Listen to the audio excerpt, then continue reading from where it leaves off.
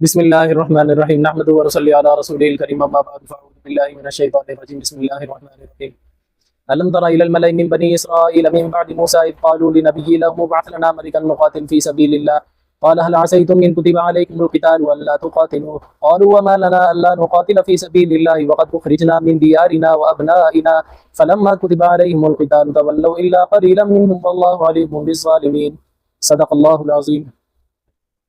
الم تر الی الملأ من بنی اسرائیل من بعد موسیٰ، اے نبی صلی اللہ علیہ وسلم کیا تو نے دیکھا اس ٹولے کو بنی اسرائیل میں سے جو موسیٰ علیہ السلام کے بعد آئے تھے.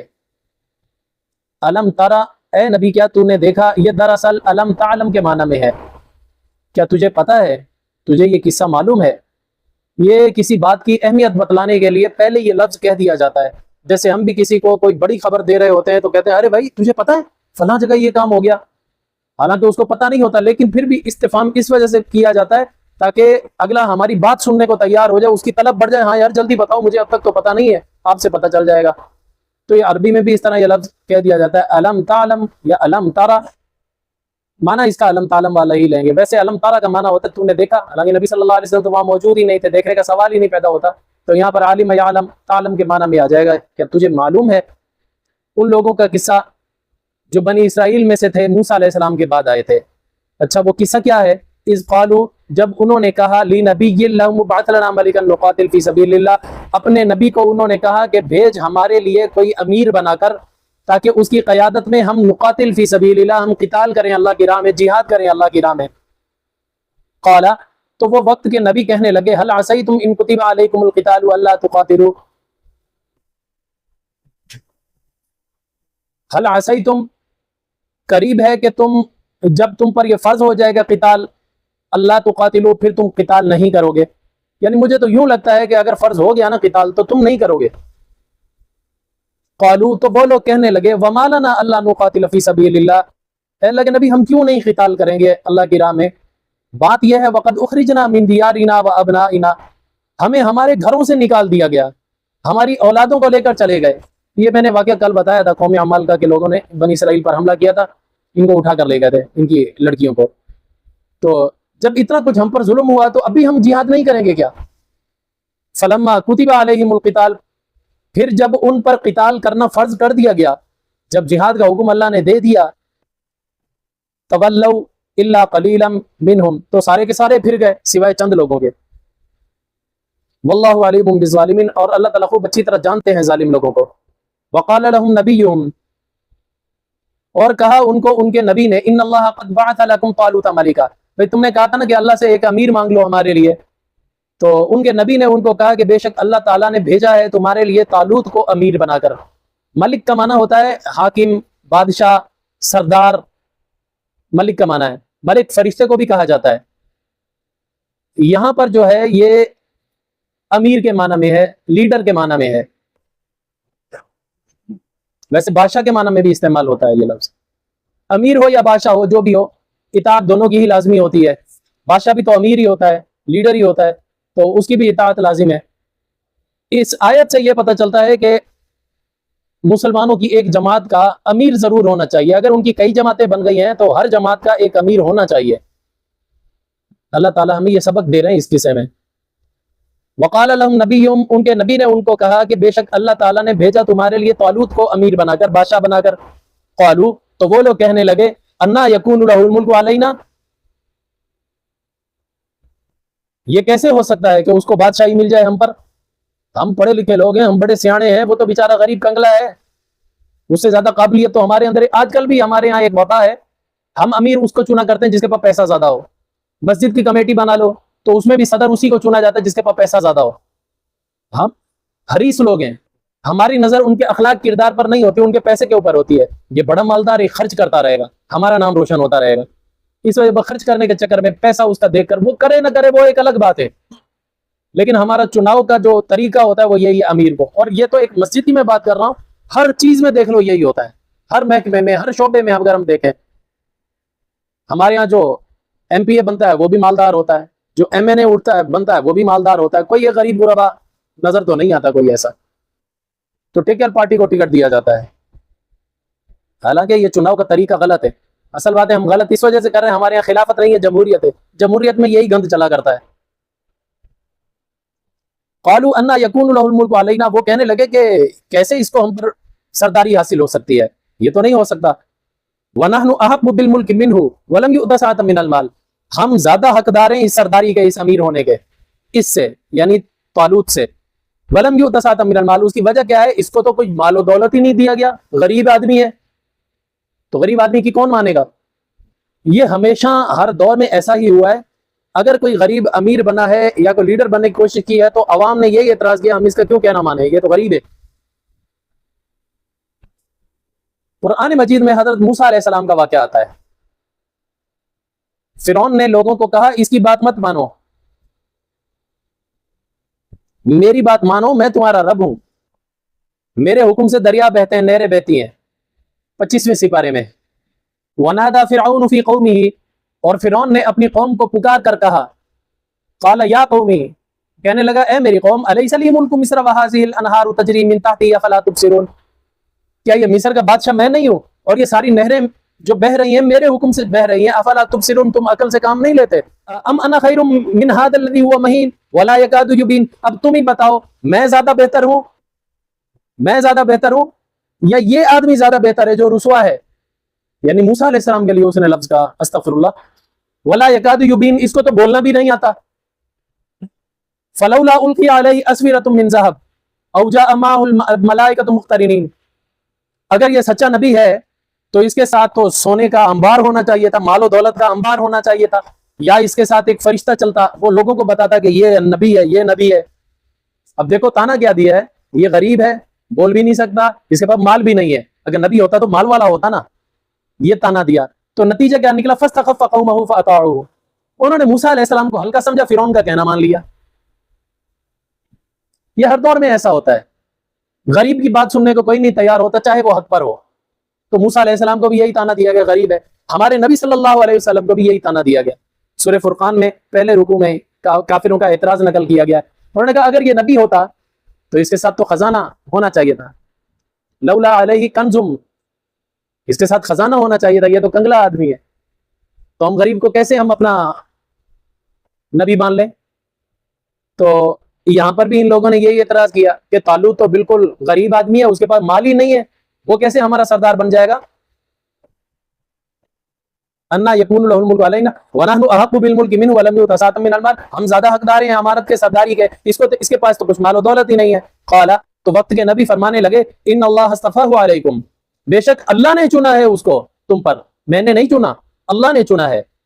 وزادہ بسطۃ فی العلم والجسم، امیر کے لیے دو چیزیں ہونی لازمی ہیں، ایک وہ جس چیز کا امیر بنایا گیا اس کا علم رکھتا ہو. اب طالوت علیہ السلام کو جنگی امور کا امیر بنایا گیا تھا، وہ جنگی امور میں مہارت رکھتا تھا، وہ علم بھی اس کو آنا چاہیے. اگر کوئی حکومت میں کوئی عہدیدار حکمران بنتا ہے تو اس کو حکومت چلانے کے اصول و قوانین آنے چاہیے، وہ اس چیز کا ماہر ہونا چاہیے، سیاست کا ماہر ہونا چاہیے، تب جا کے اس کو حق بنتا ہے کہ وہ کوئی نہ کوئی عہدہ قبول کرے. ہمارے ہاں تو ہر ایرا غیرہ انگوٹھا چھاپ بھی ہوتا ہے، ووٹوں میں جیت جائے تو بس وہ امیر ہے، وہ ہمارا حکمران ہے. اللہ تعالیٰ یہ امیر کے سمجھو ایک قصہ بتلا کر ہمیں بتا رہے ہیں کہ چناؤ کرتے وقت ان چیزوں کو دیکھا کرو، امیر کے اندر یہ خوبیاں ہونی چاہیے. وزادہ بسطۃ فی العلم والجسم، اللہ تعالیٰ نے اس کو علم میں بھی فراخی عطا فرمائی ہے اور جسم میں بھی اس کو فراخی عطا فرمائی ہے، طاقتور ہے. جنگی امور کے لیے طاقت اور علم دونوں چیز کی ضرورت ہے، دونوں چیزیں اس کے اندر موجود ہیں. واللہ یؤتی ملکہ من یشاء، اور اللہ تعالیٰ سرداری جس کو چاہتا ہے دے دیتا ہے، بادشاہی جس کو چاہتا ہے دے دیتا ہے. واللہ واسع علیم، بے شک اللہ تعالیٰ وسیع علم والا ہے، واسع یعنی کشادگی والا بھی ہے، علیم علم والا بھی ہے. وقال لهم نبیہم، تو ان کے نبی ان کو کہنے لگے، ان آیت ملکہ ان یاتیکم التابوت فیہ سکینۃ من ربکم وبقیۃ مما ترک آل موسیٰ وآل ہارون تحملہ الملائکہ. ان کے نبی نے ان کو کہا کہ طالوت کی سلطنت کی نشانی یہ ہے کہ تمہارے پاس ایک صندوق، یعنی تابوت کا معنی ہوتا ہے صندوقچہ، ایک صندوق جس میں جو ہے سکینۃ من ربکم، تمہارے لیے تمہارے رب کی طرف سے اطمینان کا سامان ہے، تسلی کا سامان ہے، سکون کا سامان ہے. سکینہ کا معنی سکون، اطمینان، تسلی، یہ معنی ہوتا ہے. من ربکم، تمہارے رب کی طرف سے اس کے اندر موجود ہوگا. وبقیۃ، اور اس کے اندر مما ترک آل موسیٰ وآل ہارون، آل ہارون اور آل موسیٰ کے بقایا جات کچھ ہوں گے، یعنی تبرکات ہوں گے. تحملہ الملائکہ، فرشتے اس کو اٹھا کر لے آئیں گے. یہ اس کی نشانی ہے امیر ہونے کی. اب یہ جس کے در پہ آئے گا تابوت وہ امیر ہے. جب لوگوں نے صبح اٹھ کے دیکھا تو وہ طالوت کے در پر تھا. میں نے کل واقعہ بتلا دیا تھا پرسوں. ان فی ذلک لآیۃ لکم ان کنتم مؤمنین، بے شک اس کے اندر تمہارے لیے بہت ساری نشانیاں ہیں اگر تم ایمان والے ہو. یہ لفظ اللہ تعالیٰ نے مجھے اور آپ کو امت محمدیہ کو ارشاد فرمایا ہے کہ اس واقعے کے اندر بہت ساری نشانیاں ہیں.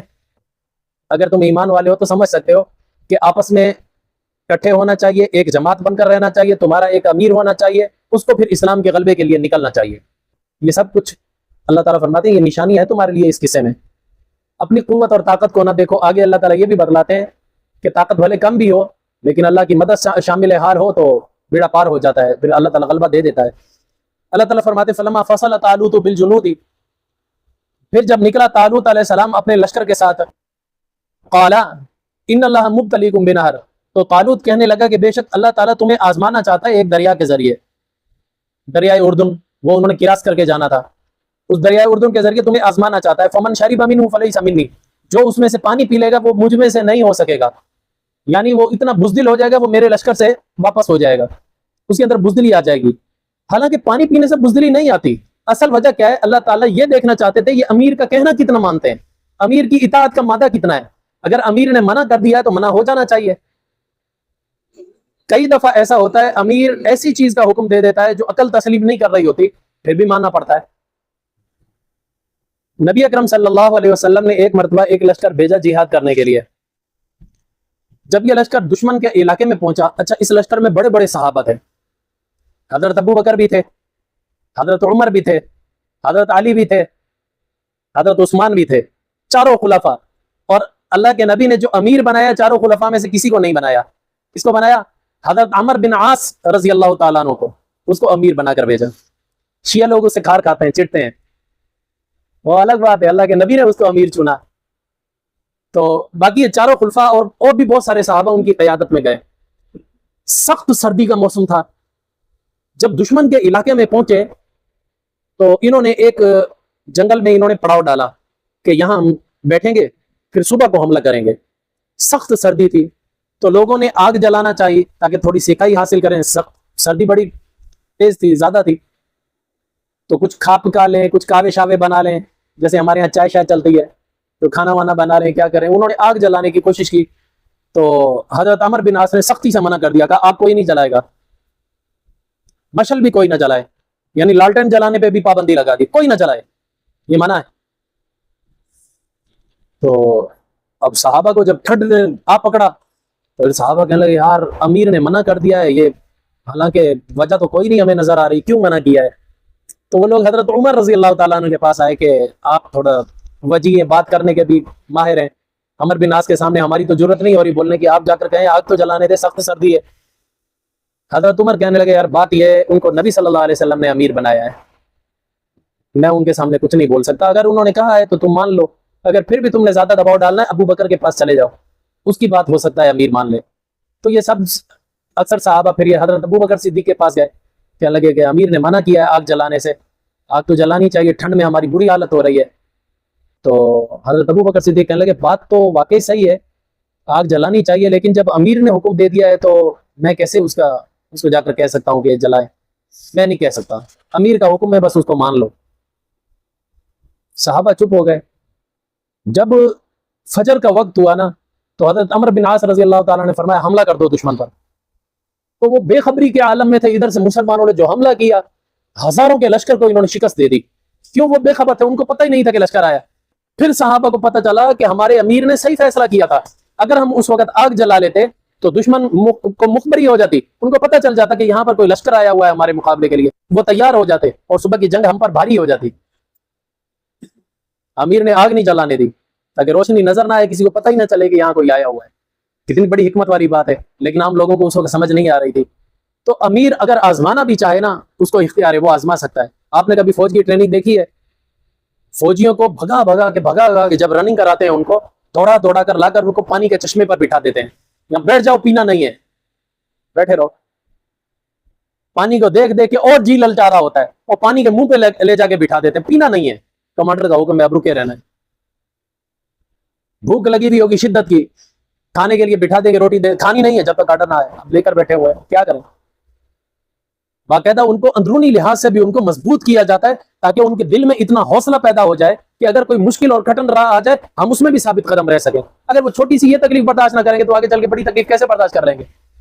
اس وجہ سے یہ بھی فوج کی ٹریننگ کا حصہ ہے. تو اسی طرح حضرت طالوت علیہ السلام ان کو کہنے لگے کہ نہر پر تو پہنچ جانا لیکن وہاں سے پانی مت پینا. فمن شرب منہ فلیس منی، جس نے بھی اس میں سے پانی پی لیا یہ اللہ کی طرف سے آزمائش ہے، وہ ہم میں سے نہیں ہو سکے گا. اس کے اندر بزدلی آ جائے گی، واپس چلا جائے گا. اب بزدلی پانی پینے کی وجہ سے نہیں، امیر کے حکم کی نافرمانی کرنے کی وجہ سے آئے گی. یہ بات یاد رکھنا، کبھی سمجھو کہ پانی کا کمال ہے، پانی کا کوئی کمال نہیں.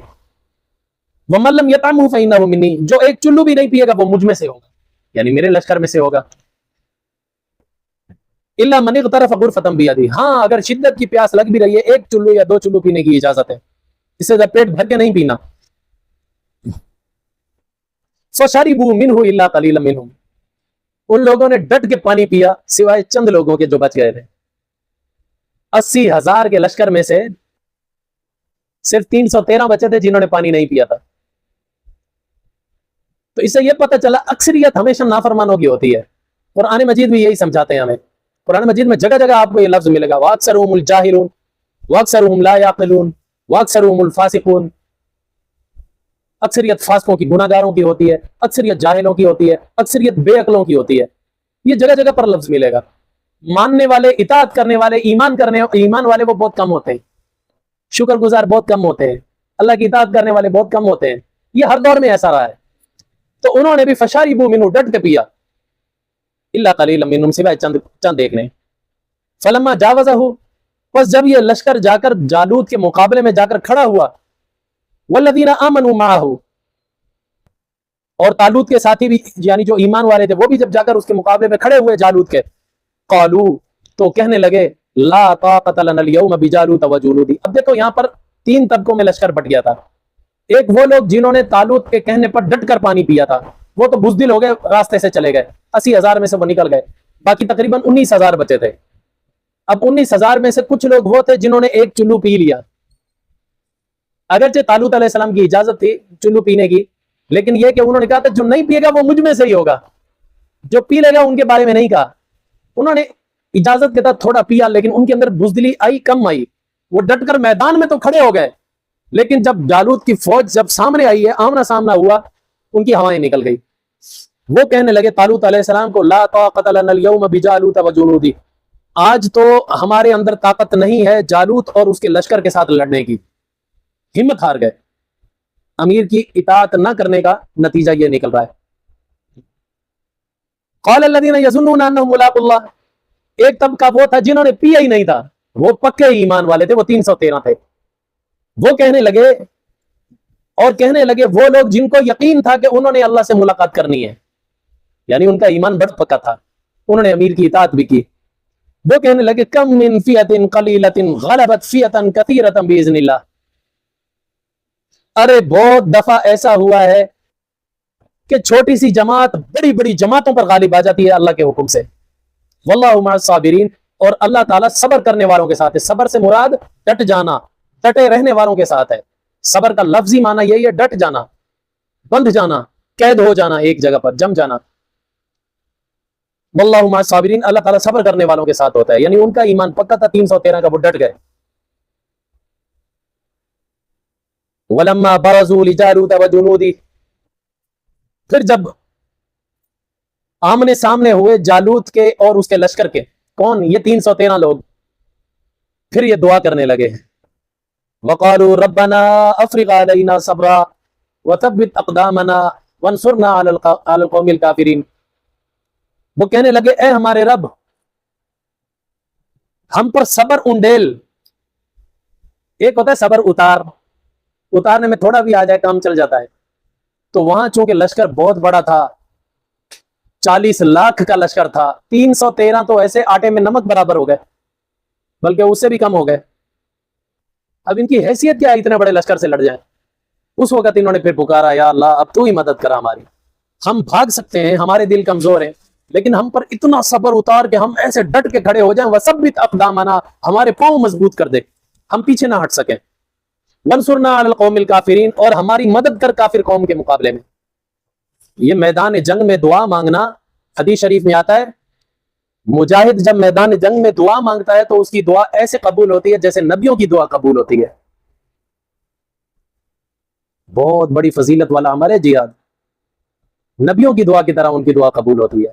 اس وجہ سے حدیث شریف میں یہ بھی آتا ہے آپ صلی اللہ علیہ وسلم تقریباً جتنے غزوات میں گئے ہیں آپ صلی اللہ علیہ وسلم صحابہ کو دعائیں سکھایا کرتے تھے.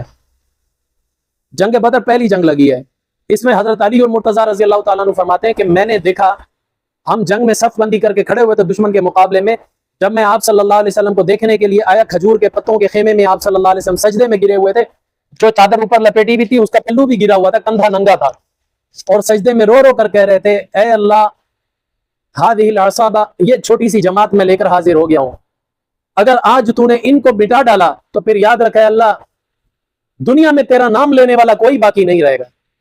یہ بار بار کہہ رہے تھے اور ساتھ کہہ رہے تھے اللہ تو ہماری مدد کر, میں سارا سرمایہ لے کر آ گیا ہوں اس میدان میں. تو یہ کہتے جا رہے تھے اور روتے جا رہے تھے. حضرت علی فرماتے ہیں جب جنگ شروع ہو گئی, چھڑ گئی, کافی دیر گزر گئی, میں دوبارہ حضور کو دیکھنے گیا تو ابھی بھی سجدے میں پڑے ہوئے تھے اور رو رہے تھے, اللہ سے دعا مانگ رہے تھے. معلومات دعا میں طاقت بڑی ہے. پھر جب حضرت ابو بکر صدیق رضی اللہ تعالیٰ عنہ نے حضور صلی اللہ علیہ وسلم کو بلکتے ہوئے روتے ہوئے دیکھا تو حضرت ابو بکر صدیق نے آ کر سجدے کی حالت میں ہی حضور صلی اللہ علیہ وسلم کو ایسے جپھی ڈالی اور ایسے اٹھا لیا پیچھے, کہا یا رسول اللہ بس کرو, ہمارے لیے اتنا اپنے آپ کو ہلکان نہ کرو, ہمارے مقدر میں موت ہے تو آ جائے گی, ہماری خاطر آپ اتنا نہ رو اللہ تعالیٰ سے, ہمیں یقین ہے اللہ نے آپ کی سن لی ہوگی, اپنے آپ کو زیادہ ہلکان میں مت ڈالو ہماری وجہ سے, یعنی ہمارے لیے یہ تکلیفیں برداشت نہ کرو کہ رو رہے اور سجدے میں کہ ہم بچ جائیں, ہماری فکر نہ کرو. حضرت ابو بکر صدیق نے جپھی ڈال کے اٹھا لیا.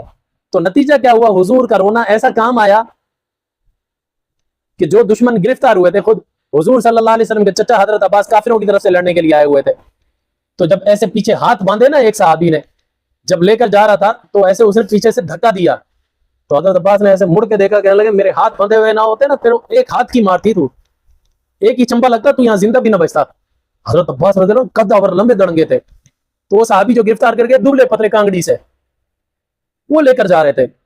تو پھر حضرت عباس نے یہ کہا کہ جنہوں نے مجھے گرفتار کیا نا وہ اب تم میں نہیں ہے, وہ تمہیں نہیں نظر آ رہے, میں دیکھ رہا تھا, فرشتے تھے. خود صحابہ کہتے ہیں کہ ہم نے اپنی آنکھوں سے آسمانوں سے قطار اندر قطار فرشتوں کو اترتے ہوئے دیکھا, جو گھوڑوں پر سوار تھے, سفید رنگ کے لباس پہنے ہوئے تھے, انہوں نے پیلے رنگ کی پگڑی پہنی ہوئی تھی, نارنگی کلر کی, سب فرشتوں نے نارنگی کلر کی پگڑی پہنی ہوئی تھی, اور بعض روایات میں آتا ہے ان کا لباس بھی نارنگی تھا, نارنگی کلر کا.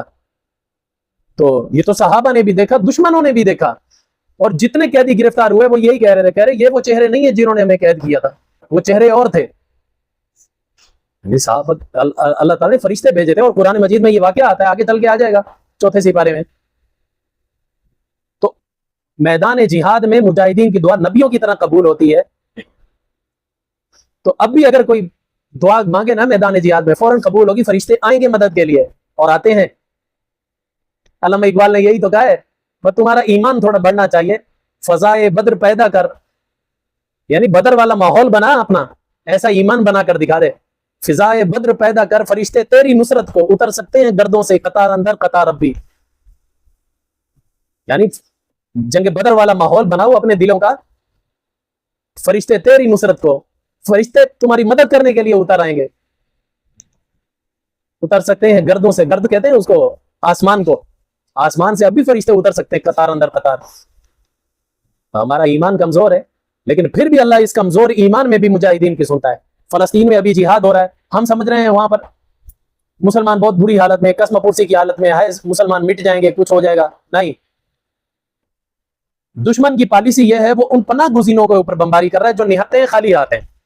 وہاں پر واقعی لاشوں کے انبار اٹھ رہے ہیں. باقی جو مجاہدین ہیں ان کا کچھ نہیں بگاڑ سکے, مجاہدین پہلے سے بھی زیادہ مضبوط ہو گئے ہیں. میں کچھ دن پہلے ایک فلسطینی مجاہد کا انٹرویو سن رہا تھا, عربی میں تھا. اینکر نے سوال کیا کہ ابھی جنگ کو کافی وقت گزر گیا ہے, تمہارا بھی نقصان ہوا ہے کافی, اب تو دل میں خیال آتا ہوگا کہ کوئی بیچ میں آئے اور جنگ بندی کرا دے. تو مجاہد کہہ مار کے ہنسا, کہنے لگا کہ ابھی تو مزہ آنے کا وقت شروع ہوا ہے. کہہ رہے اب تو ہمیں ان کی چیخیں سننے میں مزہ آتا ہے, اب ہم نہیں مرتے, ان کو مارتے ہیں. اصل بات یہ میڈیا سارا ان کے ہاتھ میں, اس وجہ سے مجاہدین کی کاروائیوں کو دکھاتے نہیں ہیں, وہ اپنی کاروائیاں دکھا رہے ہوتے ہیں. اللہ کی مدد تو ان کے ساتھ شامل حال ہو گئی ہے.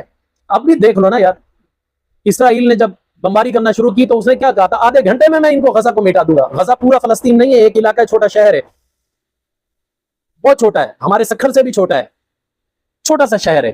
کہا تھا آدھے گھنٹے میں اس کو مٹا دوں گا. آج آدھا گھنٹہ گزرے ہوئے کتنا عرصہ ہو گیا، کب سے جنگ لگی ہوئی ہے، اب تک تو ایک غزہ کو نہیں فارغ کر سکا، پورے فلسطین کو کیسے منہ دے گا. مسلمان کے اندر ہمت ہونی چاہیے. دشمن بڑی سے بڑی ٹیکنالوجی لے آئے، اللہ کی مدد کے آگے سب فیل ہے. مسلمان جو ہے وہ ایمان کے بلبوتے پر لڑتا ہے، ایمان کی طاقت سے جیتتا ہے، اسلحے کی طاقت سے نہیں. اسلحے کی طاقت سے جیتنا ہوتا امریکہ جیت چکا ہوتا. طالبان ایمان کی طاقت سے لڑ رہے تھے، طالبان جیتے ہیں. پہلے انہوں نے سپر پاور روس کو شکست دی ہے، پھر اس کے بعد انہوں نے سپر پاور امریکہ کو بھی انہوں نے شکست دی ہے. یہ ایمان کی طاقت ہے. ٹیکنالوجی ان کے پاس نہیں تھی. آپ نے بھی دیکھا جب کابل فتح ہوا، جو طالبان وہاں پھر رہے تھے سڑک پر، ان کے پیروں میں جوتی بھی نہیں تھی، ننگے پاؤں پھر رہے تھے، وردی نہیں تھی. ایسے نہتے لوگ بھی جدید ٹیکنالوجی والے سپر پاور پر غالب آ گئے. اور وہ سپر پاور بھی اکیلا نہیں تھا، 52 ممالک اس کے ساتھ تھے، 54 ممالک، نیٹو اتحاد پورا، وہ بھی ان کا کچھ نہیں کر سکا. ایمان کی طاقت یہ چیز ہے. اللہ ہمیں اس درس کے اندر ان آیات میں ہمیں یہی ہمارا ذہن بناتا ہے کہ اپنا ایمان خالص رکھو. ان کنتم مومنین، لفظ دیکھو نا، ان فی ذلک لآیۃ لکم ان کنتم مومنین، اس میں تمہارے لیے بڑی بڑی نشانی ہے اگر تم ایمان والے ہو تو. اگر ایمان کمزور ہے پھر تمہیں کچھ نہیں نظر آئے گا، پھر انجینئر مرزا کی طرح نظر آئے گا. اسرائیل سے لڑنا نہیں چاہیے، پاکستان کو بھی نہیں لڑنا چاہیے، وہ ہمیں مار ڈالے گا. کمزور ایمان والے ہمیشہ ایسی باتیں کیا کرتے ہیں. تو وہ ایمان کے پکے تھے، انہوں نے کہا ہے ہمارے رب ہم پر صبر انڈیل. اب تھوڑے چھوٹے موٹے صبر سے کام نہیں چلے گا، ہم تھوڑی تعداد میں، دشمن بہت بڑا ہے، اب ہمیں صبر بھی بڑا چاہیے. تو صبر اتار نہیں، صبر بالٹیاں بھر بھر کے انڈیل ہم پر، تاکہ ہم ڈٹے رہیں. اللہ نے کیا، وثبت اقدامنا، ہمارے قدم جمے رہیں، وانصرنا علی القوم الکافرین، ہماری مدد کر کافر قوم کے مقابلے میں. اللہ تعالیٰ فرماتے ہیں فہزموہم باذن اللہ، ایمان والوں نے ان کافروں کو شکست دے دی اللہ کے حکم سے. اللہ کے حکم سے، انہوں نے خود نے نہیں دی، معلوم اللہ کی مدد آ گئی تھی. یہ اللہ تعالیٰ سمجھاتے کم من فیۃ قلیلۃ غلبت فیۃ کثیرۃ باذن اللہ. کئی دفعہ اللہ نے ایسا کیا، چھوٹی جماعت کو بڑی بڑی جماعتوں پر غالب کیا ہے. آپ اسلام کی ہسٹری پڑھ کر دیکھ لو، سب سے بڑا جو لشکر مسلمانوں کا نکلا ہے نا، وہ یرموک کے لیے نکلا تھا، اس کی تعداد تھی 30,000. ورنہ جتنے بھی لشکر حضرت عمر نے نکالے ہیں، یا حضرت عثمان غنی نے نکالے ہیں، یا حضرت امیر معاویہ نے بعد میں نکالے ہیں، 12,000 سے اوپر ان کی تعداد نہیں تھی. جہاں بھیجتے تھے 12,000 کا لشکر اور فتح یاب ہو کر آتا تھا، اور کہہ کر بھیجتے تھے تم 12,000 ہو، شکست نہیں کھاؤ گے، قلت کی وجہ سے کہ تم قلیل ہو. 12,000 قلیل نہیں ہوتے. محمد بن قاسم یا سندھ فتح کرنے کے لیے آیا، 12,000 کا لشکر تھا. عقبہ بن نافع نے جو افریقہ کے ممالک فتح کیے ہیں، 12,000 کا لشکر تھا. طارق بن زیاد نے جو فرانس پیرس فتح کیا ہے، 12,000 کا لشکر تھا. مسلمانوں کا لشکر اس سے بڑا نہیں رہا. آپ تاریخ اٹھا کر دیکھ لو، دشمنوں کے لشکر بہت بڑے بڑے ہیں. اللہ کی مدد مسلمانوں کے ساتھ ہوتی ہے، ہمیشہ اللہ نے غلبہ دیا ہے. اب مسلمانوں کا ایمان کمزور ہو گیا. اب میں کہتا ہوں 12 لاکھ بھی فوج کم ہے. اگر ہم اب بھی ایمان بنا لیں نا، تو 313 جتنے بھی بہت ہیں. فَهَزَمُوهُمْ بِإِذْنِ اللَّهِ، اللہ نے پھر مومنوں نے ان کافروں کو شکست دی اللہ کے حکم سے. وَقَتَلَ داود جالوتا، تو داؤد علیہ السلام نے جالوت کو قتل کیا. پھر اللہ تعالیٰ نے اس کا انعام کیا دیا داؤد علیہ السلام کو، وَآتَاهُ اللَّهُ الْمُلْكَ وَالْحِكْمَةَ وَعَلَّمَهُ مِمَّا يَشَاءُ. ہم نے داؤد علیہ السلام، میں نے داؤد، اللہ تعالیٰ فرماتے ہیں وَآتَاهُ اللَّهُ، اللہ تعالیٰ نے دی داؤد علیہ السلام کو سلطنت بھی، بادشاہت دے دی، وَالْحِكْمَةَ، اور نبوت بھی عطا کر دی. حکمت سے یہاں مراد ہے نبوت. وَعَلَّمَهُ مِمَّا يَشَاءُ، اور وہ علوم سکھائے جو اللہ چاہتا تھا. اللہ تعالیٰ نے وہ علوم بھی اس کو سکھائے. داؤد علیہ السلام اور سلیمان علیہ السلام، ان کے سامنے نہ جادو ٹھہر سکتا تھا، نہ جن ٹھہر سکتا تھا. جنات کو دیکھتے بھی تھے، جنات کو تابع بھی کیا ہوا تھا، اور دونوں پرندوں کی بولی بولتے بھی تھے، سنتے بھی تھے، سمجھتے بھی تھے. حضرت داؤد علیہ السلام جب زبور کی تلاوت کرتے تھے، اڑتے پرندے آسمان سے آگر نیچے آ کے بیٹھ جاتے تھے، اور وجد طاری ہو جاتا تھا. پرندوں پر بھی، پہاڑ بھی جھومنے لگتے تھے. یہ قدرتی عمل ہے. جب بندہ قرآن پڑھنے کے لیے بیٹھتا ہے، آپ نے دیکھا یوں ہل رہا ہوتا ہے. حالانکہ اس ہلنے میں کیا حکمت ہے مجھے نہیں آج تک سمجھ آئی. ہل رہے ہوتے ہیں، ذکر اذکار کر رہے ہوتے ہیں، ہل رہے ہوتے ہیں. یہ قدرتی چیز ہے. اللہ کے نام کی مٹھاس ایسی ہے کہ دل اور دماغ پر وجد طاری ہو جاتا ہے. یہ اس وجد کی علامت ہے. پہاڑ بھی ایسے ہی ہلتے تھے داؤد علیہ السلام کی آواز پہ، پرندے بھی ایسے ہی جھومتے تھے. اب جھومتا ہوا پرندہ اڑ تھوڑی سکے گا، وہ تو مست ہو جائے گا. تو اللہ تعالیٰ نے وہ علوم بھی ان کو عطا کیے جو اللہ چاہتا تھا. آگے اللہ تعالیٰ نے جہاد کا فلسفہ بیان کیا ہے. جہاد کا مقصد کیا ہے؟ जिहाद अल्लाह ताला क्यों कराता है, क्यों तुम्हें कत्ल गारत का सिलसिला जारी किया है? अल्लाह ताला फरमाते हैं वलौला दफ़उल्लाहि नास बअज़हुम बिबअज़, अगर अल्लाह ताला एक दूसरे के जरिए बाज को बाज से दफा ना करता, एक दूसरे को टकरा कर बाज को बाज से हटाता नहीं, लफसदतिल अर्ज़ु, जमीन का निजाम दरम बरम हो जाता, फसाद मच जाता। वलाकिन अल्लाह ज़ू फ़ज़लिन अलल आलमीन, लेकिन अल्लाह ताला जहान वालों पर बड़ा फजल करने वाला है, इस वजह से उसने जिहाद का हुक्म दिया है। फसाद कैसे मच जाता? अगर जिहाद का हुक्म नहीं होता तो जालिम अपने जुल्म में और ताकतवर हो जाता, मजलूम और जुल्म की चक्की में पिसता चला जाता। अल्लाह ने जिहाद का हुक्म दिया, जब उनका जुल्म हद से बढ़ने लग जाए, ऐ मजलूमों फिर तुम भी हथियार उठा लो, फिर आ जाओ मैदान में, देखा जाएगा। फिर जब मजलूम निकलते हैं तो अल्लाह की मदद उनके साथ होती है। इस तरह फिर अल्लाह ताला उस फैलते हुए जुल्म को रोक देता है, जमीन का बैलेंस बराबर हो जाता है, वरना इसमें फसाद मच जाए। फिरौन अपनी फिरौनियत और रऊनियत पर उतरा तो बनी इसराइल के हाथों अल्लाह ने शिकस्त दे दी, ताकि जमीन में फसाद ना फैले। इसी तरह हर दौर में ऐसा ही हुआ है। जिसने भी अपनी ताकत के घमंड में अपने आप को बहुत बड़ा समझा है ना, अल्लाह ताला ने उनको ऐसा ही नेस्तो नाबूद किया है। हर दौर में ऐसा हुआ है। अल्लाह ताला ने ये निजाम इसी वजह से जिहाद का दिया। देखो, जब सहाबा ने हिजरत नहीं की थी उस वक्त तक जिहाद का हुक्म भी नहीं था। मक्का में रोज जुल्म की चक्की में पिसते थे, रोज मजालिम बर्दाश्त करते थे, रोज काफिरों से मारे खाते थे। ये मारे खा खा के मजलूम होते जा रहे थे और काफिर मार मार कर मस्टंडे होते जा रहे थे। फिर जब अल्लाह ने जिहाद का हुक्म दिया तो पहले लम्हे में ही उन्होंने 70 सरदारों की गर्दनें उतार कर रख दी बदर में। और यहां उनकी हवा खुश्क हो गई, यार ये तो बड़ी चीज है, अब टकराते वक्त थोड़ा होश से काम लेना है। फिर वो टकराए, लेकिन हर दौर में उन्होंने शिकस्त ही खाई। अल्लाह ताला ये जिहाद का मकसद बयान फरमाते हैं। फलसफा जिहाद का ये, अगर जिहाद ना होता जमीन में फसाद मच जाता। उस फसाद को दूर करने के लिए अल्लाह मजलूमों को उठाता है, जो जालिमों को नेस्त नाबूद कर देते हैं, जमीन पर अमन कायम हो जाता है, फिर फसाद से पाक हो जाती है। वलौला दफ़उल्लाहि नास बअज़हुम बिबअज़, अगर अल्लाह ताला ना दफा करता बाज लोगों के जरिए बाज को, तो लफसदतिल अर्ज़ु, जमीन में फसाद बर्पा हो जाता। वलाकिन अल्लाह ज़ू फ़ज़लिन अलल आलमीन, लेकिन अल्लाह ताला जहान वालों पर फजल करने वाला है, इस वजह से अल्लाह ताला ने जो है जिहाद का हुक्म दिया। तिल्का आयतुल्लाहि नतलुहा अलैका बिलहक़, ए नबी सल्लल्लाहु अलैहि वसल्लम, ये आयतें जो हमने तुझ पर तिलावत की हैं, ये बरहक होने की दलील है। किसके बरहक होने की? व इन्नका लमिनल मुरसलीन, बेशक तू हमारे रसूलों में से, ये तेरे सच्चे रसूल होने की दलील है कि वो तू वाकया इनको बयान कर रहा है और मिन्नो अन बयान कर रहा है कि तू अनपढ़ है और तू उस इलाके में भी नहीं गया जहां पर ये काम हुआ था जालूत और तालूत का। तूने वो जंग देखी भी नहीं, हजारों साल पहले का वाकया जो तुम्हारे आबा व अजदाद कभी सुनाया करते थे, और तू मिन्नो अन सुना रहा है। ये तेरे बरहक रसूल होने की दलील है कि तू खुद अपनी तरफ से नहीं कलाम कर रहा, तुझ पर अल्लाह की तरफ से उतारा जा रहा है और तू उसका पैगंबर है, मुंतखब किया हुआ। ये हुजूर सल्लल्लाहु अलैहि वसल्लम की रिसालत की दलील है, यानी मोजज़ा है कि हुजूर सल्लल्लाहु अलैहि वसल्लम ऐसी बातों का बयान फरमा रहे हैं जिनको कभी हमने सुना नहीं था, सिर्फ हमारे बाप दादों को इन वाकयात का पता था, और हमारे नबी उनको खोल खोल कर बयान कर रहे हैं जैसे वहां देख कर आए, हालांकि देखा तो नहीं था। अल्लाह बतलाता है तो साफ साफ बतला रहे हैं। ये हमारे नबी का मौजज़ा है। वाखिर दावाना अल्हम्दुलिल्लाहि रब्बिल आलमीन। शरीयत का रास्ता दिखाते चलो, दिए अज़मतों के जलाते चलो। शरीयत का रास्ता दिखाते चलो।